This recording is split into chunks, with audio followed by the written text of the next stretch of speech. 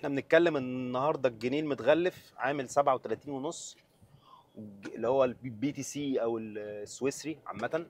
اي جنيهات متغلفه، وغالبا مش هتلاقي السويسري، غالبا هتلاقي البي تي سي المفتوح ب 36 الف جنيه، مدموغ برضو بس مش متغلف وما فيهوش كاش باك.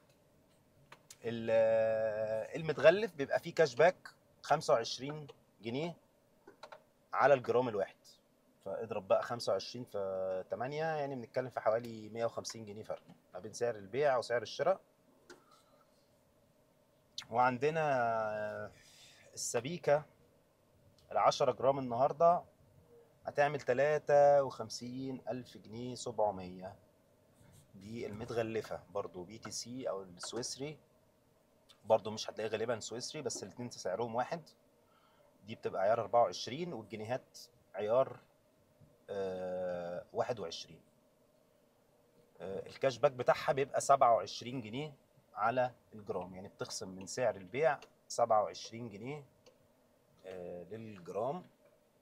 وهنتكلم على المصنعيات، ودي بقى اللي بالنسبة لي كانت برضو جديدة، أول مرة أسأل عليها، بس برضو للناس المهتمة تشتري فضة أو ذهب. هتكلم على الذهب الأول. مصنعياته: المصري المستعمل بيعمل من 100 جنيه ل 200 جنيه في الجرام مصنعية، الجديد بيعمل من 250 ل 350.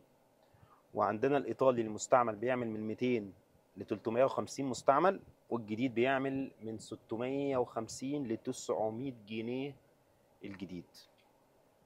الفضة النهارده عاملة في الجرامات السبائك الصغيرة عاملة حوالي 72 جنيه.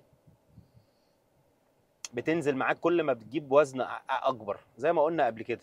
يعني السبيكة ال 250 جرام اللي هي الربع كيلو بتعمل لها حوالي 66 جنيه للجرام. سعر البيع من 60 ونص ل 61 جنيه. ده الفرق ما بين البيع والشراء في الفضة. ده كانت نظرة سريعة على